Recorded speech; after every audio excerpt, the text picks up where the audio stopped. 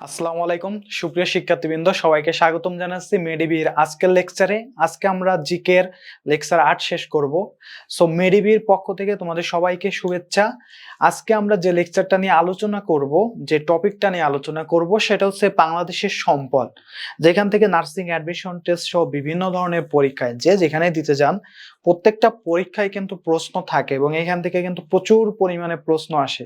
So সেই প্রশ্নগুলা কিভাবে আসে, কোন জায়গা থেকে কিভাবে উত্তর করবেন, কিভাবে আপনি ভুল করবেন, প্রত্যেকটা জিনিস নিয়ে কিন্তু আজকে অ্যানালাইসিস হবে। প্রত্যেকটা জিনিস সম্পর্কে কিন্তু আমরা বিশ্লেষণ করব।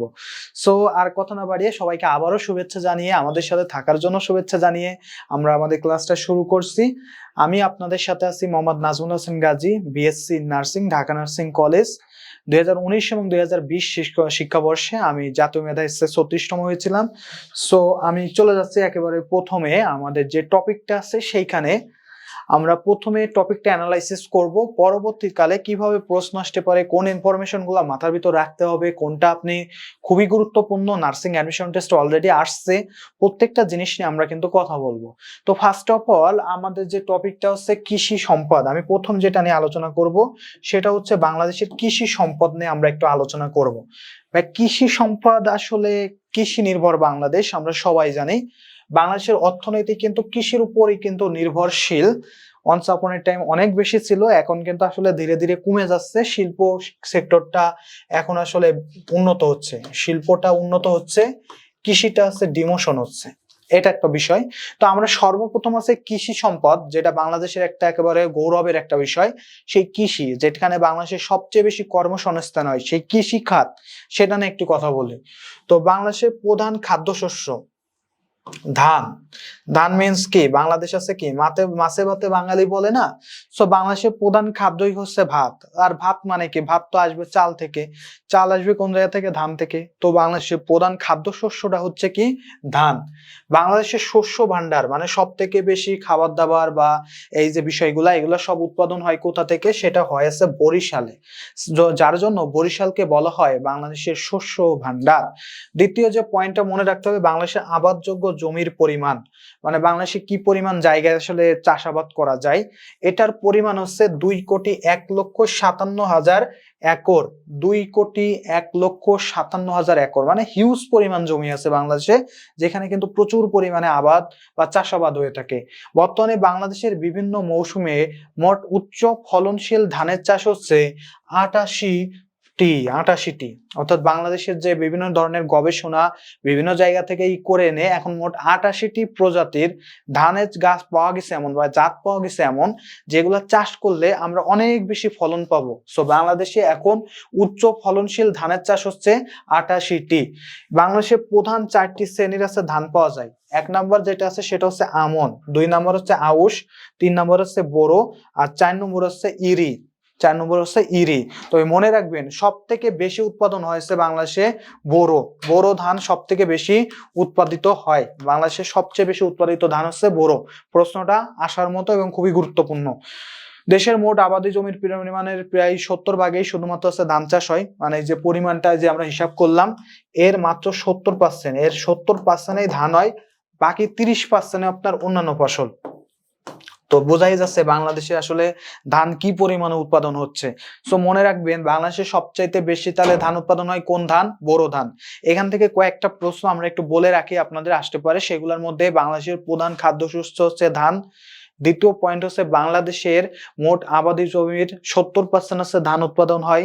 বাংলাদেশের সবচেয়ে বেশি যে ধান উৎপাদিত হয় নামটা তার হচ্ছে বোরো। এই যে 3টা পয়েন্ট বলছে, এই 3টা পয়েন্ট কিন্তু এই স্লাইড থেকে খুব গুরুত্বপূর্ণ। এরপরে যেটা আমরা পড়বো সেটা হচ্ছে বাংলাদেশের খাদ্য উৎপাদনের 92 ভাগ এলাকায় হচ্ছে ধান উৎপাদিত হয়। এটা বেশি একটা না ইম্পর্টেন্ট না, ম্যাক্সিমাম ক্ষেত্রে বললেন যে পুরো বাংলাদেশেই আসলে ধান উৎপাদন হয়। এখন আছে ইরাটম, এটা আসে। ইরাটম কি? ইরাটম হচ্ছে একটা উন্নত জাতের ধান। ইরাটম হচ্ছে একটা উন্নত জাতের ধান। বিরিশাইল হলো একটা উন্নত জাতের ধান। এই যে বিরিশাইল, ইরাটম, এগুলো হচ্ছে উন্নত জাতের ধানের নাম। বিরিশাইল আর ইরাটম হচ্ছে উন্নত জাতের ধানের নাম। এই দুইটা নাম একটু ভালো করে মনে রাখতে হবে। এরপরে আমাদের যে খাদ্যশস্য উৎপাদন, এই শস্য উৎপাদনের প্রসেস বা দুইটা পর্বে ভাগ করা যায়। একটা হচ্ছে রবি মৌসুম আর একটা হচ্ছে খরিফ মৌসুম। তো প্রশ্ন যেটা আসে যে রবি মৌসুম বলতে আসলে কোন সময়টাকে বোঝায়, তো রবি শস্য বলতে আসলে শীতকাল, এই যে বর্তমান শীতকালে বাংলাদেশে যখন শীতকাল হবে তখন যে ফসলগুলো আসে, যেমন ধরেন যে বাঁধাকপি, টমেটো আসে, ফুলকপি আসে, এই যে জিনিসগুলো আছে, গম হয়, ভুট্টা হয়, এই জিনিসগুলো সব হচ্ছে কি রবি শস্য, এগুলা সব হচ্ছে রবি শস্য। আর খরিফ বলতে কোন মৌসুমকে বোঝায়, খরিফ মিন্স হচ্ছে গ্রীষ্মকালকে বোঝায়। আষাঢ়, ওই যে যেমন ধরেন যে বৈশাখ জ্যৈষ্ঠ, এই সময়ে যে ফসলগুলো আছে সেইগুলাকে বলা হয়েছে গ্রীষ্মকালীন শস্য বা ওইটা হচ্ছে খরিফ শস্য।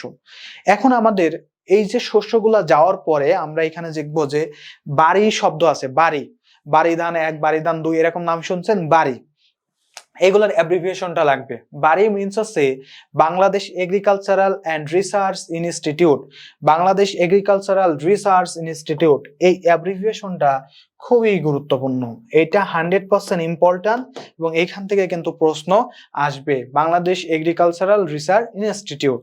এরপর আছে বাড়ি, এর কাজ কি, বাড়ির মূল কাজ হচ্ছে কৃষি উন্নয়ন, কৃষির বিভিন্ন জায়গায় কিভাবে উন্নয়ন করবে, উচ্চ ফলনশীল জাত কিভাবে উন্নয়ন করা যায়, এই কাজটাই হচ্ছে বাড়ির মূল কাজ।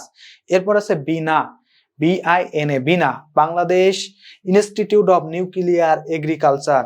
প্রত্যেকটা দেশের বর্তমানে যত দেশ আছে, যত এগ্রিকালচার হোক বা যেদিকেই হোক, সব জায়গায় কিন্তু নিউক্লিয়ার এনার্জিকে ব্যবহার করা হয়। নিউক্লিয়ার এনার্জি কিন্তু সব কিছু পরিবর্তন করে দিছে।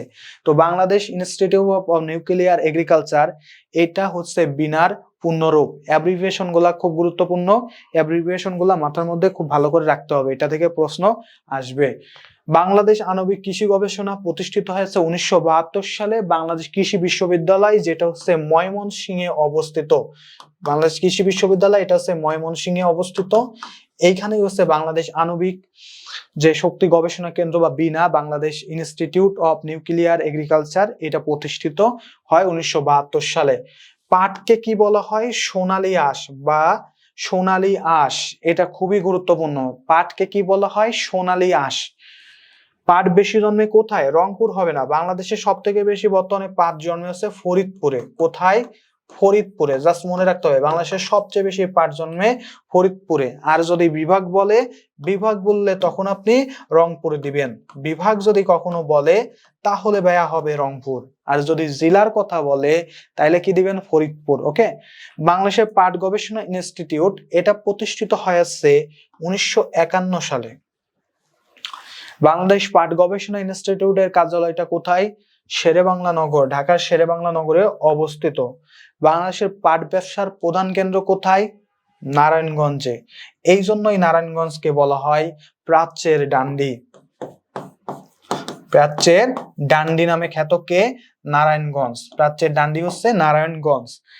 মেস্তা পাট, মেস্তা কি, এক ধরনের পাট, জাস্ট এই পয়েন্টটা একটু মনে রাখবেন যে মেস্তা হচ্ছে অন কাইন্ডস অফ একটা পাট, পাটের জাতি হচ্ছে মেস্তা পাট। ওকে, জাস্ট এই পয়েন্টটা মনে রাখলেই হবে। ওকে, এরপরে চলে যাচ্ছি, সেটা হলো আমাদের যে চা বাগান। এখন আমরা একটু চাটা নিয়ে পড়ি। বাংলাদেশের প্রথম চা বাগান, এটা কোথায় অবস্থিত, এটা হচ্ছে সিলেটের মালনী ছড়াতে অবস্থিত। সিলেটের মালনী ছড়াতে সর্বপ্রথম বাংলাদেশের প্রথম চা বাগানটা অবস্থিত। ওইখানেই প্রথম আসলে ওইখানে না, এর আগে আসলে শৌখিনতার বশবর্তী হয়ে চট্টগ্রামে মানে চা বাগান ছিল, বাট অ্যাকচুয়ালি বাণিজ্যিক ভাবে চা বাগান যদি বলা হয় সেটা হবে সিলেটের মালনী ছড়া, যার কারণে স্বীকৃতিপ্রাপ্ত একমাত্র বাংলাদেশের প্রথম চা বাগান হচ্ছে সিলেটের মালনী ছড়া।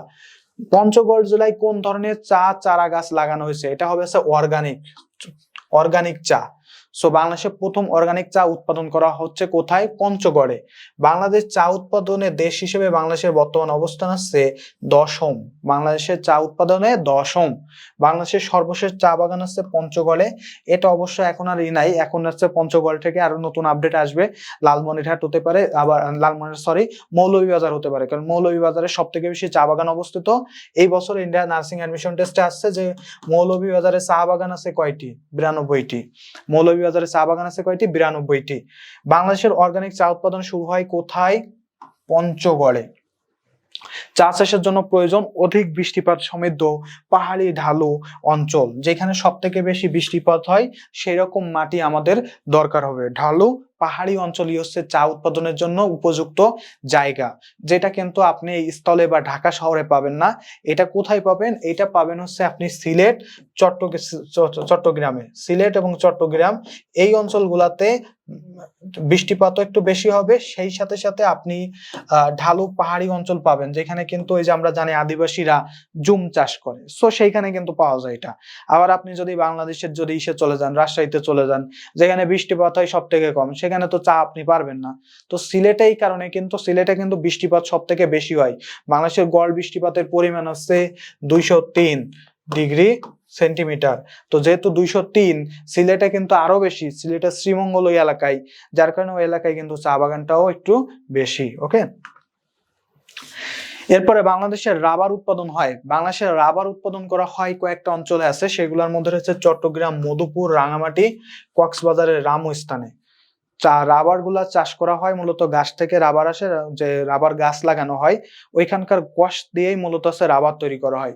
চট্টগ্রাম, মধুপুর, রাঙামাটি এবং কক্সবাজারের রামু নামক স্থানে হচ্ছে মূলত রাবার চাষ করা হয়। বাংলাদেশে রাবার চাষ শুরু করা হয়েছিল 1965 সালে। বা যে ভূমিরূপটি বাংলাদেশে দেখা যায় না, বাংলাদেশে দেখা যায় না হচ্ছে মালভূমি। বাংলাদেশ হচ্ছে সমভূমির দেশ, এখানে মালভূমি আপনি পাবেন না। বাংলাদেশ হচ্ছে সমভূমির দেশ, এখানে মালভূমি টমি বলে কিছু নাই। ঠিক আছে, সন্ন্যাস সার আবিষ্কার করেন হচ্ছে ডক্টর আব্দুল খালেক। ডক্টর আব্দুল খালেক 1987 সালে সন্ন্যাস সার আবিষ্কৃত হয়। সুন্দরবন দিবস পালন করা হয় 14 ফেব্রুয়ারি। সো 14 ফেব্রুয়ারি আমরা সবাই যখন আমি কাউকে প্রশ্ন করি, সবাই বলে বিশ্ব ভালোবাসা দিবস। সো বিশ্ব ভালোবাসা দিবস কাদের জন্য? ভালোবাসা দিবস হচ্ছে যারা মিঙ্গেল তাদের জন্য, আর যারা সিঙ্গেল তারা কি পালন করে 14 ফেব্রুয়ারি? 14 ফেব্রুয়ারি তারা পালন করে হচ্ছে সুন্দরবন দিবস হিসেবে। সো যারা হচ্ছে আমাদের মতো সিঙ্গেল, তারা সবাই হচ্ছে 14 ফেব্রুয়ারি যদি জিজ্ঞেস করে পজিটিভলি উত্তর দিব 14 ফেব্রুয়ারি কি? 14 ফেব্রুয়ারি হচ্ছে বিশ্ব ভালোবাসা দিবস না। 14 ফেব্রুয়ারি কি? আমাদের বাংলাদেশের সুন্দরবন দিবস, যেটাকে বলা হয় বাংলাদেশের ফুসফুস, যেটাকে বলা হয় বাংলাদেশের বৃহত্তম বদ্বীপ, যেটাকে বলা হয় বাংলাদেশের একটা অভয়ারণ্য, যেটার কারণে সুন্দরবনের কারণেই কিন্তু আমাদের বাংলাদেশের মানুষজন ঘূর্ণিঝড় থেকে রক্ষা পাচ্ছে। সো আমাদের কাছে কি এটা সুন্দরবন দিবস, ভালোবাসা দিবস কিন্তু কেউ বলে না। ঠিক আছে, এরপরে চলে যাচ্ছে, দেখি কি আছে। পাটের জিনোম রহস্য আবিষ্কার করেছিলেন একজন বিজ্ঞানী, নামটা ডক্টর মাকসুদুল আলম। নামটা একটু ভালো করে মনে রাখবেন, কারণ এইখান থেকে আসে। মাকসুদুল আলমের জায়গায় মাকসুদুল খান দিয়ে দেয়, আহমেদ দিয়ে দেয়, মানে যার শুধু আলমের জায়গায় একটু চেঞ্জ করে। তো শুধু মাকসুদুল পড়ে রাখলেই হবে না, মাকসুদুল আলম পুরোটাই পড়া লাগবে। ঠিক আছে, পরবর্তীতে জুম চাষ। জুম চাষ কি? পাহাড়ের ঢালে যে কৃষি চাষাবাদ হয় তাকে বলা হয়েছে জুম চাষ। পাহাড়ের ঢালু জায়গায় যে কৃষি চাষাবাদ হবে সেটাই হচ্ছে মূলত জুম চাষ। জুম চাষ করা হয় পাহাড়ি এলাকায়। বাংলাদেশের বৃহত্তম কৃষি উদ্যান কোথায় অবস্থিত? গাজীপুর জেলার কাশিমপুরে অবস্থিত কৃষি উদ্যান। বাংলাদেশের বৃহত্তম কৃষি খামার, এটা গুরুত্বপূর্ণ। কৃষি খামার এটা গুরুত্বপূর্ণ কোথায়? ঝিনাইদহের মহেশপুর, দণ্ডনগর। তো এত কিছু দরকার নাই, দণ্ডনগর ফগর এসবের দরকার নাই, জাস্ট মনে রাখবেন বাংলাদেশের কৃষি খামার কোথায়, বৃহত্তম কৃষি খামার এটা হচ্ছে ঝিনাইদহে অবস্থিত। ক্লিয়ার? বাংলাদেশের বৃহত্তম কৃষি খামার ঝিনাইদহে অবস্থিত, ক্লিয়ার হয়ে যাবে, আর কোনো কিছু দরকার নাই। এরপর যেটা, বাংলাদেশের মাথাপিছু চাষের জমির পরিমাণ হচ্ছে 0.25 একর। বাংলাদেশে যে বর্তমানে আছে চাষের জমির পরিমাণ মাথাপিছু, সেটা হচ্ছে 0.25 একর। পাহাড়ি এলাকায় আনারস চাষের ফলে মাটির উর্বরতা বৃদ্ধি পায়। আনারস চাষ করলে তাহলে কি হবে? মাটির উর্বরতা বৃদ্ধি পায়। পদ্মা নদী ব্যতীত, পদ্মা আর একটা ব্যাপার আছে, পদ্মা নদী ব্যতীত, পদ্মা কিন্তু নদী আমরা সবাই জানি, এছাড়াও পদ্মা হচ্ছে একটা তরমুজের একটা জাতের নাম। পদ্মা কি? তরমুজের একটা জাতের নাম। তরমুজের শস্যের বীজের নাম হচ্ছে পদ্মা। পদ্মা একটা নদী, সবাই মোটামুটি জানে। পদ্মা নদীর ইলিশ খায়, রূপটারে ঝকঝকে বানাস, এসব জিনিস সবাই পড়ে। বাট অ্যাকচুয়ালি পদ্মা কিন্তু শুধুমাত্র একটা নদী না, এটা কি? এটা তরমুজের একটা উচ্চ ফলনশীল জাতেরও নাম। নদী ছাড়া যমুনা কি? যমুনা হচ্ছে একটা মরিচ। যমুনারে দেখা সবাই ভাবে যে কত শান্তশিষ্ট, যমুনার জলে যে স্নান করবে ইত্যাদি ইত্যাদি কত কল্পনায় করে, বাট যমুনা যে কত বড় জিনিস সেটা কিন্তু একেবারে দেখে ফেলতেছো। সেটা কি? একটা মরিচ। মরিচে মানে ঝাল, যমুনায় কিন্তু ঝাল আছে। স্থান ছাড়া সুমাত্রা আর ম্যানিলা। সুমাত্রা আর ম্যানিলা হচ্ছে তামাক জাতীয় শস্যের নাম। সুমাত্রা আর ম্যানিলা, এটাও কিন্তু পরীক্ষা আসে, এগুলো পরীক্ষা আসে এবং মুখস্থ করতে হবে। বাহার, মানিক, রতন উন্নত জাতের টমেটো। বাহার, মানিক আর রতন কি? উন্নত জাতের টমেটো। এগুলো পরীক্ষা আসে, আমি বারবার বলতেছি, এগুলা থেকে কিন্তু আসবে। এরপরে দেখেন যে পাখি ছাড়া ময়না। এই যে ময়না আমরা বলি সবাই, সোনা ময়না পাখি, জান পাখি, কত কি বলি। এই ময়নাটা হচ্ছে ধানের একটা উন্নত জাতের ধানের নাম, ময়না পাখি, ঠিক আছে। পাখি ছাড়া বলাকা দোয়েল। বলাকার দোয়েল হচ্ছে গমের নাম, এটা হচ্ছে আসে। বলাকা দোয়েল কি? গমের নাম। নদী ছাড়া মহানন্দা। মহানন্দা হচ্ছে একটা আমের নাম। মহানন্দা যেমন একটা নদী, তেমন সেই সাথে সাথে এটা কিন্তু একটা আমেরও নাম। ইরা এবং শুকতারা, তারাপুরি, এটা কি? সব আছে বেগুন, এই দুইটা বেশি আসে। ইররা আর শুকতারা, এটা কি? বেগুনের, উন্নত জাতের বেগুনের নাম। এরপর আছে রূপালী আর ডেলফোর্স, এই দুইটা হচ্ছে তুলা, তুলা বীজের, উন্নত জাতের তুলা বীজের নাম। বঙ্গবন্ধু কৃষি পুরস্কারের বর্তমান নাম কি? বঙ্গবন্ধু কৃষি পুরস্কারের বর্তমান নাম জাতীয় কৃষি পুরস্কার, এটা ভালো করে মনে রাখবেন। ভাস্তারা হচ্ছে সারা বছর ফলনশীল একটা আম। সারা বছর আম আমরা সাধারণত হতে দেখি না, তবে বর্তমান কৃষি বিজ্ঞানীরা আবিষ্কার করছে ভাস্তারা নামে একটা প্রজাতি, যে প্রজাতির কারণ থেকে আমরা সারা বছরই আমরা বিভিন্ন ধরনের আম পাইতে পারবো। তো ভাস্তারা কি? ভাস্তারা হচ্ছে একটা উন্নত জাতের উচ্চ ফলনশীল একটা আমের জাত, যেখানে সারা বছরই আপনি আম উৎপাদিত হবে, আপনি আম খাইতে পারবেন। সো এই যে কৃষি পণ্যগুলার যে কৃষির যে জাতগুলো আছে, জাতগুলার যে আমরা একটু ব্রিফলি বিভিন্ন ধরনের উন্নত জাতের কথা বললাম, একটু ডিফারেন্ট জাতের কথা বললাম, এই জাতগুলা কিন্তু সুন্দর করে পড়তে হবে, কারণ এই জাতগুলা থেকে কিন্তু প্রশ্ন পূর্বে আসছে, সো সামনেও কিন্তু আসতে পারে। আরো দেখি আমরা, বাহার, মানিক, রতন টমেটোর, উন্নত জাতের টমেটোর জাত। তারপর হচ্ছে বর্ণালী শুভ্রা, এটা হচ্ছে ভুট্টার বীজ। বর্ণালী আর শুভ্রা কি? ভুট্টার বীজ। অগ্নিশ্বর, কানাইবাসী, মোহনবাসী, অমৃত সাগর, মেহের সাগর, এগুলো হচ্ছে কলার বীজ। কি কি বলছি? অগ্নিশ্বর, কানাইবাসী, মোহনবাসী, অমিত সাগর, অমিত সাগর, মেহের সাগর, এগুলা কি? কলার বীজ। সফল এবং অগ্রণী আছে উন্নত জাতের সরিষা। সফল এবং সরিষা অগ্রণী, সফল এবং অগ্রণী হচ্ছে উন্নত জাতের সরিষা। পাহাড়ি এলাকায় আনারস চাষের ফলে মাটির উর্বরতা বৃদ্ধি পায়। এটা তো আগেও বলছি যে মাটির উর্বরতা, আনারস চাষ করলে কিন্তু মাটি আর কি? আরো বেশি উর্বর হয়ে ওঠে। মাটির কিন্তু আর কমে যায় না, মাটির উর্বরতা কমে যায় না, বরং আরো বেশি উর্বর হতে থাকে, ঠিক আছে। এখন আমরা যেসব জেলায় যে সকল বেশি মানে ফসল বেশি জন্মায় সেটা একটু দেখি। ধান, তো ধান বাংলাদেশের হচ্ছে ময়মনসিংহ অঞ্চলে সব থেকে বেশি জন্মায় ধান। জেলা হিসেবে যদি বলে তাইলে আমরা তখন কি দিব? ময়মনসিংহ দিব। আর যখন হচ্ছে অন্য কিছু বলবে তখন একটু আলাদা হয়ে যাবে। সো জেলা হিসেবে ধান সব থেকে বেশি জন্মায় কোথায়? ময়মনসিংহে। ধান বেশি জন্মায় ময়মনসিংহে। চা, বাংলাদেশের সব থেকে বেশি চা উৎপাদিত হয় হচ্ছে মৌলভীবাজারে। মৌলভীবাজারে চা বাগান আছে 92টি। জাস্ট এটা মাথার মধ্যে ঢুকাই ফেলেন, এটা নার্সিং অ্যাডমিশন টেস্টের প্রশ্ন, নেট। গম, বাংলাদেশের সব থেকে বেশি বর্তমানে গম উৎপাদিত হয় ঠাকুরগাঁয়ে। এই কারণে বর্তমান সময়ে ঠাকুরগাঁকে বলা হয় রুটির ঝুলি। যখন যে জেলায় বেশি গম উৎপাদিত হবে তখন রুটির ঝুলির নামও কিন্তু ওইভাবে চেঞ্জ হবে। আগে বেশি গম উৎপাদিত হতো নওগাঁয়, তখন নওগাঁকে বলা হতো রুটির ঝুলি। এখন বেশি উৎপাদিত হয় ঠাকুরগাঁও, তাই ঠাকুরগাঁওকে বলা হয় রুটির ঝুলি। পাট, বাংলাদেশের সব থেকে বেশি পাট উৎপাদিত হয় জেলা হিসেবে নামতার ফরিদপুর। বাংলাদেশের নদী গবেষণা কেন্দ্র কিন্তু ফরিদপুরে অবস্থিত। পাটও বেশি হয় কোথায়? ফরিদপুরে। সোনালী আঁশ পাট ফরিদপুরে উৎপাদিত হয় বেশি। তুলা, তুলা বর্তমানে বাংলাদেশের সব থেকে বেশি তুলা উৎপাদিত হচ্ছে যশোরে। অনেক সময় হয়ে গেছিল ঝিনাইদহ বলে। ঝিনাইদহ আসলে ওই এলাকাটা যে এলাকায় আসলে হয়, ওই ঝিনাইদহ যশোর কাছাকাছি হওয়ার কারণে ম্যাক্সিমাম ক্ষেত্রে সবাই কিন্তু যশোর বলে, বাট অ্যাকচুয়ালি ঝিনাইদহতেও কিন্তু বেশি হয়। তবে যশোর বলবেন, আপনারা কি বলবেন? যশোর বলবেন। এটাও কিন্তু ভেরি ভেরি ইম্পর্টেন্ট, এটাও খুবই গুরুত্বপূর্ণ একটা প্রশ্ন। পাট ও গুরুত্বপূর্ণ, গমটাও খুব গুরুত্বপূর্ণ, চা থেকে তো অলরেডি প্রশ্ন আসছেই। ধানের কথা কি বলবো, ধানটা হচ্ছে হাজার হাজার হাজার to the power infinity% important. So গুরুত্বপূর্ণ প্রশ্নগুলা কিন্তু বারবার বলে দিচ্ছি, এইখান থেকে কিন্তু একটা প্রশ্ন থাকার সম্ভাবনা খুবই খুবই খুবই প্রখর। ওকে, পরের প্রশ্নে চলে যাচ্ছে, দেখি কি আছে। এখন আমরা যেটা দেখবো যে তামাক, সবাই বলে ভাইয়া তামাক উৎপাদন হয় বেশি কোথায়, তামাক উৎপাদন হয় বেশি হচ্ছে ভাইয়া রংপুরে। সবাই বলে যে রংপুরের মানুষজনের গান এখানে নাকি প্রচুর পরিমাণে তামাক উৎপাদন হয়। সো তামাক উৎপাদন হয় কোথায়, রংপুরে। রেশম, রেশম উৎপাদন হয় হচ্ছে রাজশাহীতে। নবাবগঞ্জ মনে রাখার দরকার নাই, রাজশাহী জেলা মনে রাখলেই খালি হবে। আনারস, আনারস বাংলাদেশের পাহাড়ি এলাকাগুলাতে, একটু আগে বলছিলাম না পাহাড়ি এলাকার মাটির উর্বরতা বৃদ্ধি করে আনারস।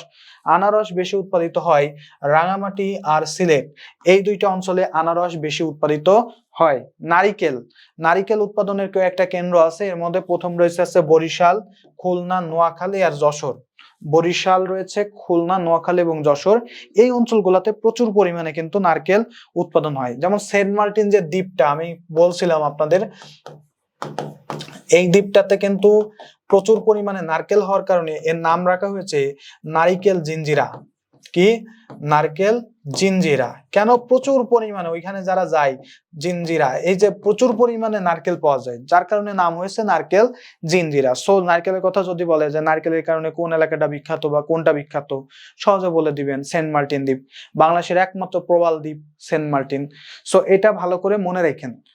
ওকে, এরপরে দেখি কি আছে। বাংলাদেশের কিছু আছে গবেষণা কেন্দ্র এবং তারা আসলে কোথায় অবস্থিত এটা একটু দেখবো, এবং কোনটা বেশি ইম্পর্টেন্ট আমি সেটাও কিন্তু বলে দিব। সর্বপ্রথম যেটা আছে বাংলাদেশ ধান গবেষণা ইনস্টিটিউট, বাংলাদেশ ধান গবেষণা ইনস্টিটিউট, যেটাকে আছে BRRI, Bangladesh rice research institute বলে। এটা হচ্ছে গাজীপুরের জয়দেবপুরে অবস্থিত, গাজীপুরের জয়দেবপুরে অবস্থিত, খুবই গুরুত্বপূর্ণ, এটা ভেরি ভেরি ইম্পর্টেন্ট।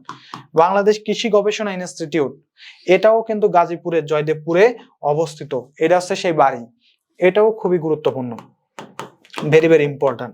আণবিক কৃষি গবেষণা ইনস্টিটিউট, এটা হচ্ছে বেসিক্যালি কৃষি বিশ্ববিদ্যালয় চত্বরে অবস্থিত। এটা আগের দুইটার মতো অতটা ইম্পর্টেন্ট না, এটা জাস্ট দু একবার একটু জাস্ট দেখে রাখলেন, কিন্তু এতটা মনে রাখার কোনো দরকার নাই। বাংলাদেশ পাট গবেষণা ইনস্টিটিউট, এটা অবস্থিত শেরেবাংলা নগর, ঢাকাতে, এটাও খুব বেশি ইম্পর্টেন্ট না। বাংলাদেশ রেশম গবেষণা ইনস্টিটিউট, এটা ইম্পর্টেন্ট, রেশম গবেষণা ইনস্টিটিউট, এটা ইম্পর্টেন্ট, এটা রাজশাহীতে অবস্থিত। রাজশাহীতে সব থেকে বেশি রেশম হয়, আর রাজশাহী হচ্ছে সব থেকে বেশি গুরুত্বপূর্ণ। ওকে, এটা পড়তে হবে। এরপরে দেখি কি আছে। বাংলাদেশ নদী গবেষণা কমিশন বা গবেষণা কেন্দ্র, নদী গবেষণা কেন্দ্র, এটা ভেরি ভেরি ইম্পর্টেন্ট, এটা ফরিদপুরে অবস্থিত, ভেরি ভেরি ইম্পর্টেন্ট, লিখে দিচ্ছি। চা গবেষণা কেন্দ্র, চা গবেষণা কেন্দ্র হচ্ছে মৌলভীবাজারে, সব থেকে বেশি চা হয় বলছি, এটাও কিন্তু ভেরি ভেরি ইম্পর্টেন্ট। তাঁত গবেষণা কেন্দ্র, এটা নরসিংদীতে, আমরা সবাই জানি জামদানি শাড়ি পরতে কার না খুব ভালো লাগে। তো তাঁতের যে শাড়িগুলো আছে, তাঁত জামদানি, এই শাড়িগুলো বেসিক্যালি শাড়ির বা বিভিন্ন ধরনের কাপড়ের বুনন শিল্প নরসিংদীতে কিন্তু খুবই ফেমাস। নরসিংদীর মানুষজন কিন্তু বড়লোক হয় শুধুমাত্র এই কারণেই, নরসিংদী কিন্তু প্রচুর বড়লোক, তার কারণ হচ্ছে এইসব কারণে তারা প্রচুর পরিমাণে পোশাক রপ্তানি করতে পারে, যার কারণে আসলে তারা হিউজ পরিমাণে অ্যামাউন্ট তারা কিন্তু টাকা ইনকাম করতে পারছে। তো এটা মনে রাখবেন, তাঁত গবেষণা কেন্দ্র, এটা হচ্ছে নরসিংদীতে অবস্থিত। রাবার গবেষণা কেন্দ্র কক্সবাজারে, এতটা ইম্পর্টেন্ট না, রাবার গবেষণা কেন্দ্র কক্সবাজারে, জাস্ট একবার পড়ে রাখলেই হবে। বাংলাদেশ ইক্ষু গবেষণা কেন্দ্র, এটা আছে ঈশ্বরদী, পাবনাতে অবস্থিত, এটা গুরুত্বপূর্ণ, ভেরি ভেরি ইম্পর্টেন্ট। ইক্ষু গবেষণা, ইক্ষু মানে আছে আখ বলে যেটাকে খাঁটি বাংলায়, ইক্ষু গবেষণা কেন্দ্র হচ্ছে পাবনাতে অবস্থিত। তো একটু মজার ঘটনা আপনাদের সাথে একটু শেয়ার করি, সেটা হচ্ছে আমাদের যে কেরু এন্ড কেরু কোম্পানি আছে, যেটা হচ্ছে বাংলাদেশের মদ উৎপাদনের মূল হাতিয়ার, কেরু এন্ড কেরু কোম্পানি। তো এটা অবস্থিত হচ্ছে চুয়াডাঙ্গায়, এটা কোথায় অবস্থিত, চুয়াডাঙ্গায়। তো চুয়াডাঙ্গার মানুষের ওইখানে আছে দলিত সম্প্রদায় বলে একটা সম্প্রদায়ের মানুষ থাকে। দলিত মানে হচ্ছে আমাদের খাঁটি বাংলায় বলে সুইপার বা এই জাতীয় যারা আছে পরিষ্কার পরিচ্ছন্ন ক্লিনার হিসেবে কাজ করে, তাদেরকে বলে আছে দলিত। তো দলিত সম্প্রদায়ের যে মানুষগুলো আছে, তো ওদের আসলে বিয়ের একটা ডিমান্ড থাকে। তো আমাদের প্রত্যেক দেশে দেখবেন যে বলে যৌতুক নেবো না, দিব না, এরকম একটা বিষয়, যৌতুক চাই। ওদের যৌতুক হচ্ছে, ওদের ডিমান্ড থাকে 4 বোতল মদ দিতে হবে। এবং দ্বিতীয় আর একটা ডিমান্ড থাকে ওদের মাংসগুলার পিস, যে মাংসগুলা কাটা হবে বিয়েতে, প্রত্যেকটা মাংসের পিস সমান হওয়া লাগবে। যদি সমান না হয় তাহলে বিয়া শেষ। সো যারা আছে, মাঝে একটা নিউজ পড়ছিলাম যে 4 বোতল মদ দিতে পারে নাই বলে তারা বিয়ে ভেঙে দিছে। সো এইরকম একটা বিষয় কিন্তু চুয়াডাঙ্গা যে দলিত সম্প্রদায় আছে তাদের মধ্যে কিন্তু এই জিনিসটা আছে। ওকে, তো যাই হোক, বাংলাদেশের ডাল গবেষণা কেন্দ্র এটাও খুবই গুরুত্বপূর্ণ, ভেরি ভেরি ইম্পর্টেন্ট, এটাও মনে রাখবেন। এটাও ঈশ্বরদী পাবনাতে অবস্থিত, ঈশ্বরদী পাবনাতে এটাও কিন্তু অবস্থিত। সো এখন আমরা দেখি বাংলাদেশ ডাল গবেষণা ইনস্টিটিউট, যেটা হচ্ছে বাংলাদেশের হচ্ছে ঈশ্বরদী পাবনাতে অবস্থিত, এবং এটাও কিন্তু ভেরি ভেরি ইম্পর্টেন্ট, বলতে পারেন যে 100% ইম্পর্টেন্ট একটা প্রশ্ন। এটা থেকেও কিন্তু পরীক্ষা আপনাদের কিন্তু আসবে। সো এটা কিন্তু ভালো করে মাথার মধ্যে রাখতে হবে। ওকে, পরবর্তীতে যাই দেখি কি আছে, আমাদের আরো কিছু ইনস্টিটিউট আছে, একটু দেখি। বাংলাদেশ মশলা গবেষণা ইনস্টিটিউট, এই যে মশলা, খাবার দাবারের তো মশলা লাগবেই, টেস্ট বাড়াইতে গেলে মশলা লাগেই। বাংলাদেশ মশলা গবেষণা ইনস্টিটিউট হচ্ছে বগুড়াতে অবস্থিত। ওই যে একটু বলছিলাম আমি, বগুড়া কিন্তু খুবই ফেমাস একটা জায়গা, সবাই জানে। এখানে প্রত্নতত্ত্ব দিক থেকে মহেস্থানগড় অবস্থিত, করতোয়া নদীর তীরে। সো সেই মহেস্থানগড়ের বগুড়া, এখানে কিন্তু মশলার জন্য ইনস্টিটিউট আছে। আম গবেষণা ইনস্টিটিউট, আম গবেষণা ইনস্টিটিউট হচ্ছে চাঁপাইনবাবগঞ্জে অবস্থিত। বাট কথা হচ্ছে, চাঁপাইনবাবগঞ্জ আম গবেষণা ইনস্টিটিউট অবস্থিত হলেও আম কিন্তু বেশি চাঁপাইনবাবগঞ্জে হয় না, আম বেশি হয় নওগাঁতে। ভালো করে মনে রাখবেন, আম বেশি হয় কোথায়? নওগাঁতে। প্রশ্নটা কিন্তু খুবই গুরুত্বপূর্ণ। গম গবেষণা ইনস্টিটিউট, এটা হচ্ছে দিনাজপুরে অবস্থিত, এতটা গুরুত্বপূর্ণ না। এই দুটো যতটা গুরুত্বপূর্ণ তার থেকে অন্তত একটু লেস গুরুত্বপূর্ণ হচ্ছে দিনাজপুরের এইটা। এরপর আছে বাংলাদেশ গবাদি পশু গবেষণা ইনস্টিটিউট, এটা হচ্ছে ঢাকা সাভারে অবস্থিত। মহিষ গবেষণা কেন্দ্র, এটা হচ্ছে বাগেরহাটে অবস্থিত। ছাগল গবেষণা কেন্দ্র, এটা হচ্ছে টিলাগড় সিলেটে অবস্থিত। হরিণ গবেষণা কেন্দ্র ডুল হাজরা কক্সবাজারে অবস্থিত। মাছ গবেষণা কেন্দ্র, এটা গুরুত্বপূর্ণ, এটা গুরুত্বপূর্ণ, খুবই গুরুত্বপূর্ণ। মাছ গবেষণা কেন্দ্র ইলিশ, এটা হচ্ছে চাঁদপুরে অবস্থিত। দেখেন এই সিলেক্ট থেকে কিন্তু কয়েকটা জিনিস আমি খুব গুরুত্বপূর্ণ বলছি, আর কয়েকটা জিনিস আছে চোখের দেখা দেখে নেবেন, সুন্দর করে হয়ে যাবে।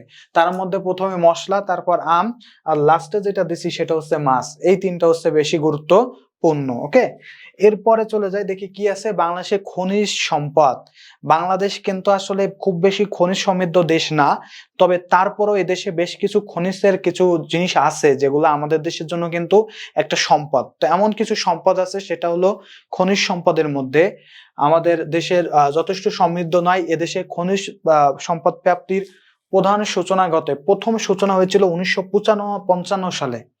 বাংলাদেশের প্রথম যে খনিজ, এটা প্রথম সূচনা 1955 সালে হরিপুরে প্রাকৃতিক গ্যাসের সন্ধানের মধ্য দিয়ে।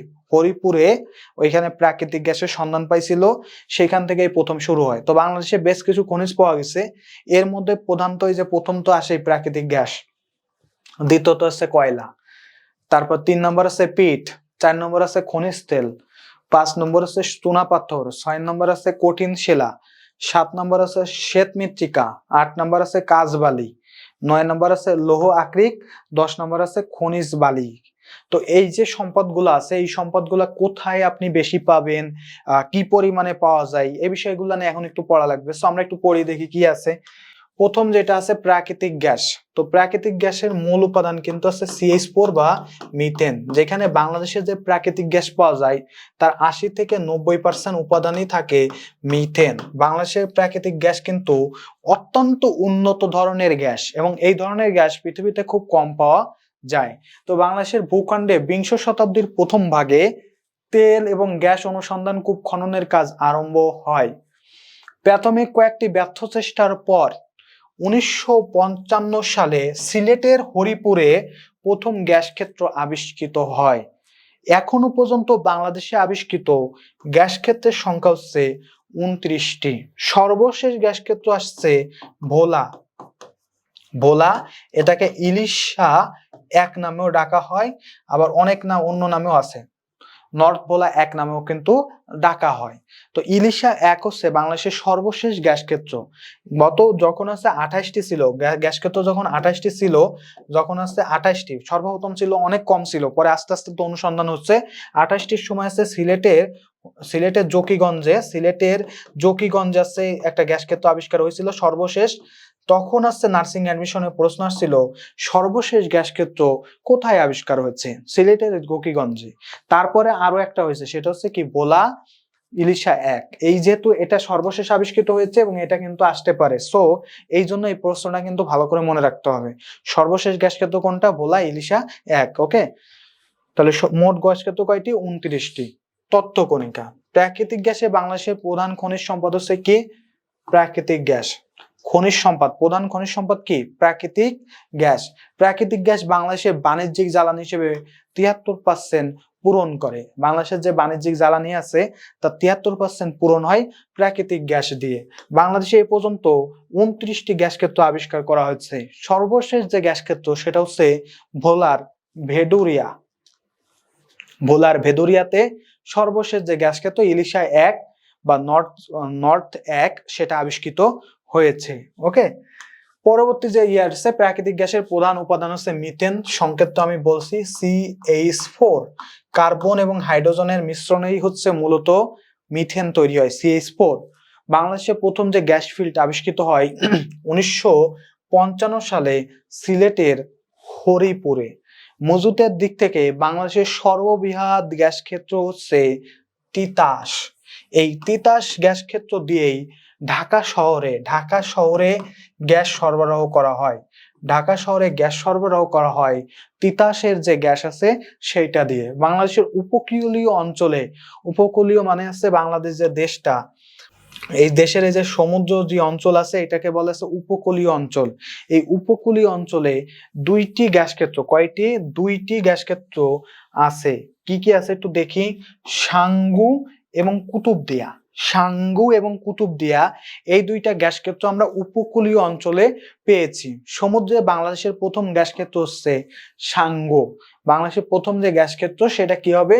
সাঙ্গু। তারপর হচ্ছে বাংলাদেশের সর্বশেষ গ্যাস ক্ষেত্র হচ্ছে ভোলা, নর্থ 1 ভোলা। ভোলা হচ্ছে বাংলাদেশের বৃহত্তম দ্বীপ। ভোলা কি বাংলাদেশের বৃহত্তম দ্বীপ? এই ভোলাতেই সর্বশেষ গ্যাস ক্ষেত্র আবিষ্কার করা হয়েছে, যার কারণে ভোলার কিন্তু চেহারা কিন্তু পাল্টে যাওয়ার সম্ভাবনা আছে। এত পরিমাণ গ্যাস ওইখানে পাওয়া যাচ্ছে যে ওদের সাথে এখন ব্রিজ বানানোর একটা প্ল্যান চলতেছে। বাংলাদেশে বলা যায় ভোলা এখানে, আর বাংলাদেশের যে নদী টদি দিয়ে এইভাবে বাকি জায়গাগুলা, তো এই নদী দিয়ে ভোলা কিন্তু একটা বিশাল নদী দিয়ে মেঘনার অববাহিকায় কিন্তু ভোলা অবস্থিত। এই নদীটা পার হয়ে একটা বিশাল সেতুর কিন্তু দরকার হচ্ছে, যেটা তৈরি করার জন্য কিন্তু কাজও শুরু করছে। কারণ কি? ওইখানে গ্যাস, এত পরিমাণ গ্যাস রয়েছে যার বাজার মূল্য অনেক বেশি। তো সর্বশেষ কোনটা? তাইলে নর্থ 1 ভোলা, এটা মনে রাখতে হবে। ওকে, এখন আমরা আমাদের